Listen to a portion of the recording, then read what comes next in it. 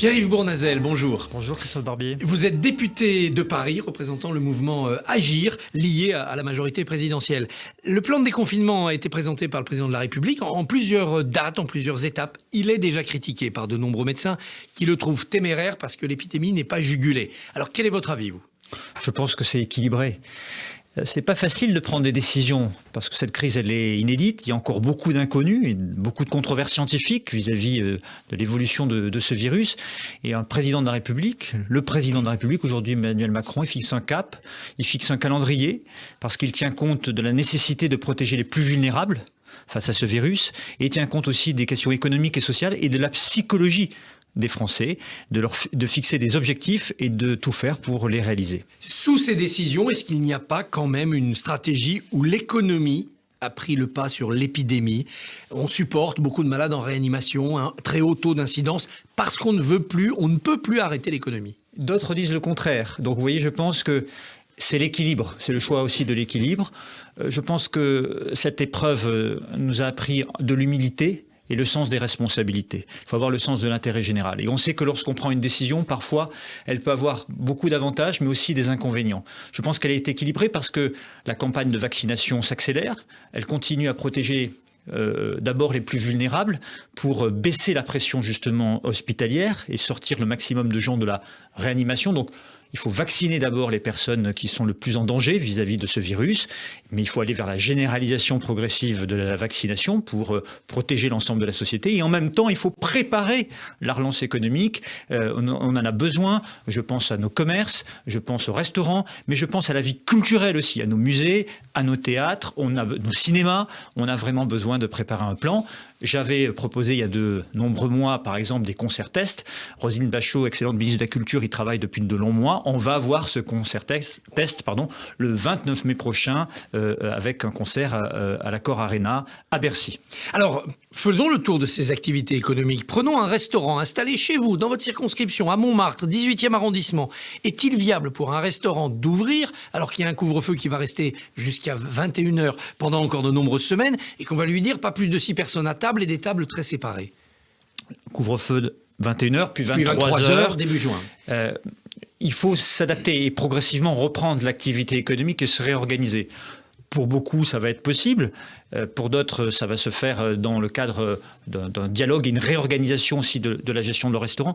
Mais je sais que les restaurateurs qui ont beaucoup trinqué, passez-moi l'expression, qui ont été vraiment dans la difficulté, aujourd'hui ont profondément envie de reprendre leur activité. Ça va marcher, ils vont rouvrir, ils vont Oui, parce qu'ils ont profondément envie, parce qu'ils aiment leur métier.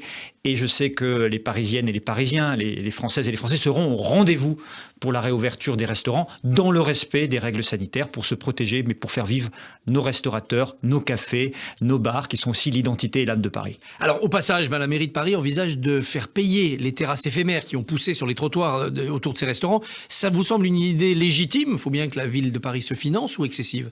Excessive. Je l'ai d'ailleurs très clairement dit, je pense que l'heure n'est pas à la taxation, mais au soutien de nos restaurateurs, de nos commerces de proximité. J'ai vu d'ailleurs que la maire de Paris avait pris un peu de recul par rapport à l'annonce de son adjointe. Je m'en réjouis et j'espère la convaincre, car je participe d'une opposition constructive, qu'il faut arrêter de taxer. Là, il faut préparer la relance économique, il faut préparer la reprise économique. Donc, il ne faut pas taxer, il faut mieux accompagner justement ces restaurateurs, ces cafés, ces restaurants. Et la ville de Paris ferait bien de s'occuper plutôt de la lutte éventuelle contre le bruit, contre la saleté des rues ou des problèmes d'esthétique de ces terrasses éphémères pour les rendre belles et que les Parisiennes et les Parisiens soient fiers de leur ville. Alors côté culture, rouvrir un musée, pas de problème, on y va dans la journée, mais rouvrir un théâtre, par exemple le théâtre de l'Atelier ou le théâtre des Abbesses, toujours dans votre circonscription, pour fermer le 1er juillet alors qu'on aura rouvert le 9 juin parce que c'est les vacances qui arrivent, c'est un déconfinement qui est un peu un cadeau empoisonné quand même. Il faut que chacun puisse se réorganiser comme il le peut, comme il le souhaite. En tout cas, il y aura cette possibilité-là. Il y a peut-être des choses à faire aussi pendant l'été. Peut-être aussi des choses à faire en extérieur. Je compte sur la créativité, l'inventivité de nos lieux culturels. En tout cas, nous les soutenons. On a besoin de culture, on a besoin des arts, on a besoin des artistes. Pourquoi pas un festival de plein air à Paris pendant l'été ? Mais bien sûr, je crois qu'il faut être très créatif en la matière. On a besoin de culture, nos concitoyens ont besoin de se retrouver. La musique, le théâtre, le cinéma. Apprendre et comprendre la société dans laquelle on vit passe aussi par la réouverture de ces lieux. Alors il y a des freins, comme les appelle le président de la République. Par exemple, le seuil seuil de 400 de taux d'incidence. Si on est au-dessus, on ne rouvrira pas, c'est clairement dit. Ça sera décidé département par département. Paris est au-dessus. Toute l'Île-de-France est au-dessus aujourd'hui. Si le déconfinement du 19 mai doit être repoussé, vous craignez des tensions sociales, la révolte des jeunes, des réouvertures sauvages? Il faut tout faire pour que le 19 mai... Mais c'est quoi tout faire? Qu'est-ce qu'on ne fait pas? Tout faire, c'est d'abord le respect des règles sanitaires. Par exemple, je le comprends, mais je ne peux pas l'accepter. Il y a eu le week-end dernier, dans le 19e arrondissement, au but de Chaumont, un regroupement. Il faut que chacun soit responsable. Il faut casser les chaînes de contamination, donc il faut respecter les gestes barrières. Il faut respecter celles et ceux qui sont les plus vulnérables, parce que la contamination peut aller très vite dans ces cas-là. Et donc, il faut continuer à accélérer la campagne de vaccination. On est à 14,5 millions de nos concitoyens qui ont été vaccinés en première dose, près de 6 millions pour la deuxième dose. Il faut accélérer ces campagnes de vaccination partout sur le territoire et puis respecter les gestes barrières. Et on peut progressivement réouvrir les lieux en étant comme cela dans l'équilibre. Alors accélérer, dites-vous, la vaccination, certes, mais elle reste réservée au public les plus fragiles. Dès le 1er mai, les personnes en surpoids de plus de 18 ans. Pourtant, de nombreux créneaux de réservation restent libres dans les centres de vaccination. Est-ce que ce n'était pas le moment de dire à tous les volontaires, vous pouvez y aller, peut-être pas toute la journée, mais jusqu'à 17h, les publics prioritaires, après 17h, tous les volontaires? Ça va se faire prochainement. Là, tout d'abord, la priorité, c'est de continuer à vacciner les personnes les plus vulnérables pour justement faire baisser la pression à l'hôpital. L'objectif, c'est ça, vider les salles de réanimation. Oui, bien sûr, c'est une priorité absolue. D'abord pour protéger les publics les plus vulnérables parce qu'il y a danger pour leur vie. Et ensuite pour soulager aussi nos soignants auxquels je voudrais encore une fois rendre hommage. On ne le fait pas assez. Il faut leur rendre hommage chaque jour. Il y a un an, chaque soir, on pensait à eux. On doit penser à eux chaque jour parce qu'ils font un travail en première ligne considérable, extrêmement difficile. Et il faut baisser cette pression hospitalière parce qu'il faut aussi que nos personnels soignants puissent s'occuper de tout le reste, c'est-à-dire de toutes les autres maladies qui sont à traiter, qui doivent être aussi urgemment, évidemment, jugulées. Est-ce qu'il ne faut pas profiter des semaines qui viennent pour vacciner tous les enseignants? Les jauges vont remonter dans les collèges et les lycées. Est-ce normal de mettre un enseignant non vacciné face à un public dont on sait qu'il fait circuler le virus? Moi, je suis pour qu'on vaccine le plus large possible, le plus vite possible. D'abord les publics les plus touchés, les plus vulnérables, et puis de manière générale, accélérons la campagne de vaccination, évidemment les enseignants, les personnels qui touchent à la petite enfance, mais à celles et ceux qui touchent au maximum de public d'ailleurs. Le pass sanitaire était tabou pour des raisons éthiques. On disait non, il n'y aura pas de pass sanitaire. On apprend désormais qu'il y aura un pass sanitaire, non seulement pour les voyages, mais aussi pour des concerts ou des manifestations sportives. Comment expliquez-vous ce revirement et est-ce que vous vous en réjouissez? Là aussi, on est dans l'équilibre, puisque ce pass sanitaire ne sera pas obligatoire pour les restaurants, pour les cinémas, pour les théâtres, parce que là, il faut être assez pragmatique et il ne faut pas de contraintes forte sur nos concitoyens. En revanche, là où il y a du brassage, beaucoup de brassage, vous parlez des concerts, des stades, là où il peut y avoir plus de 5000 personnes, évidemment, là, il faut un pass sanitaire parce que sinon, on ne s'en sortira pas. Il est absolument important de nous protéger. On pourrait peut-être l'étendre à certaines activités type restaurant pour les aider à redécoller. Les vacciner, c'est, si j'ose dire, un stock de clients disponibles. Oui, mais je pense que c'est une contrainte extrêmement forte et puis c'est diviser un peu les Français entre eux. Et je pense qu'on peut, dans le respect des règles sanitaires et de la réorganisation du travail que l'on peut faire, notamment par exemple dans les restaurants ou dans les cinémas, les théâtres, on peut mettre de côté ce pass sanitaire. En revanche, pour les grands lieux, on a cité les concerts tout à l'heure, ça peut être vrai pour les stades, pour les compétitions sportives. Là, il faut le pass sanitaire parce que là, il y a un vrai brassage de population et il est beaucoup plus difficile de juguler ces populations qui se rencontrent. Alors, l'état d'urgence se termine début juin. Pour que le couvre-feu continue jusqu'au 30 juin, il faudra une disposition législative. Vous la voterez ? Mais moi, j'ai toujours fait confiance au gouvernement parce que je veux l'aider à réussir dans cette crise inédite. Je veux avoir le sens des responsabilités, le sens de l'intérêt général parce qu'on a trop entendu ici ou là, à gauche et à droite, des gens qui ont dit « Yaka Faucon », qui ont fait des propositions tenté et 15 jours après faisait des propositions contradictoires. Si le gouvernement dit blanc, ils disent noir. Si le gouvernement dit noir, ils disent blanc. C'est pas comme ça qu'on gouverne un pays. Alors, cette crise, elle est profonde, elle est extrêmement difficile. Il vaut mieux se retrousser les manches pour aider son pays, aider ce gouvernement à réussir dans la difficulté, dans la controverse scientifique. On a encore beaucoup d'inconnus. Il faut qu'on soit rassemblés et unis pour se battre contre ce virus. Le groupe Agir, à la fin de l'année dernière, avait été favorable à des mesures très contraignantes pour ceux qui étaient contaminés. De la quarantaine, des amendes pour ceux qui ne respectaient pas les règles.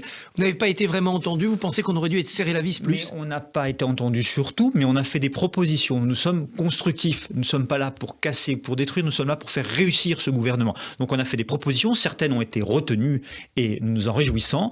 D'autres ne l'ont pas été, mais c'est le débat démocratique. Ce n'est pas simple de prendre des décisions. L'essentiel, c'est de les prendre en essayant de protéger les Français au maximum dans leur santé et en protégeant l'activité économique et la cohésion sociale. Je suis élu d'un arrondissement, le 18e, qui est un arrondissement populaire. J'étais encore cette semaine avec des associations qui font du soutien à l'aide alimentaire. Il y a des vrais sujets sur lesquels il faut qu'on retrousse nos manches, il faut qu'on se batte et qu'on fasse des propositions. Par exemple, je propose un fonds de garantie du paiement des loyers parce que beaucoup de nos concitoyens de situation sociale modeste ou de classe moyenne qui perdent des revenus et du pouvoir d'achat aujourd'hui dans des grandes villes comme Paris où le loyer est très élevé, ne peuvent plus payer la totalité de leur loyer. Je propose ce fonds de garantie pour les maintenir dans leur logement et ça rassure les propriétaires qui sont souvent des retraités qui ont fait des placements pour qu'ils soient payés. Et c'est un fonds de garantie évidemment qui sera temporaire, le temps de la crise, mais je pense que ce sont des réponses immédiatement opérationnelles et efficaces. Vous avez été élu en 2015 aux élections régionales sur la liste de Valérie Pécresse, puis vous êtes devenu député. Est-ce que vous souhaitez aujourd'hui une alliance de second tour claire entre la présidente sortante que vous aviez soutenue et Laurent Saint-Martin que vous soutenez désormais? Je suis dans la majorité présidentielle et pleinement dans la majorité présidentielle, libre, indépendant d'esprit. Je ne suis pas marcheur, je suis Agir, vous l'avez dit tout à l'heure. Je pense que Laurent Saint-Martin est un bon candidat. C'est le rapporteur général du budget à l'Assemblée nationale. C'est un homme de très grande compétence qui a porté les mesures justement de relance économique, et donc il doit aller de cohésion sociale. Oui, il est prêt. Aujourd'hui, il a un projet. Il a rassemblé et uni la majorité présidentielle. Voilà, c'est clair. Moi, je respecte tout le monde. C'est d'abord le premier tour qui est important. Il faut rassembler. Et puis, au soir du premier tour, nous verrons comment les Franciliennes et les Franciliens se sont comportés et ce qu'ils ont voulu. Il faut toujours respecter le souhait de ses concitoyens. Alors justement, le président de la République va aller voir ses concitoyens. Il promet une sorte de Tour de France, un grand débat bis en quelque sorte. Bon, honnêtement, il semble en pré-campagne présidentielle. Non, je crois que le président est très concentré sur sa tâche extrêmement difficile. Il est à la hauteur de sa tâche. On l'a vu quand il s'est battu pour que l'Europe soit présente sur le plan de relance. 750 milliards d'euros, dont 40 milliards d'euros pour la France, pour le plan de relance. Je lis dans la presse internationale que la France est le pays qui protège le plus son économie et la cohésion sociale. Le PGE, le chômage partiel, le soutien aux intermittents, l'année blanche, et c'est bien. Et maintenant, il faut préparer la suite. Je pense que dans le monde qui vient, dans le monde extrêmement difficile, incertain, où il y a la montée des nationalismes, de la haine de l'autre, et de l'autre côté d'une espèce de doctrine racialiste, il est bien d'avoir des gens modérés, tempéré, qui ait le sens des responsabilités et qui protège les Français d'aventures extrêmement dangereuses. Vous pensez que ça serait bien pour Paris que la maire de Paris soit la candidate de gauche à la présidentielle? Ça ferait rayonner la capitale? C'est son droit d'être candidat. Certes. Je n'ai pas de conseils à lui donner. Je respecte Mme Hidalgo, je la connais depuis de nombreuses années. Je suis dans son opposition constructive. En tout cas, si j'avais un conseil, c'est de ne pas la sous-estimer, parce qu'on dit que ses sondages sont faibles, mais on disait qu'elle ne serait pas réélue maire de Paris. Elle l'a été. Il ne faut jamais sous-estimer ses concurrents. Je pense que son tempérament, son énergie, sa construction politique, tout ça fait que celles et ceux qui la sous-estiment ont tort. Pierre-Yves Bournazel, merci. Bonne journée.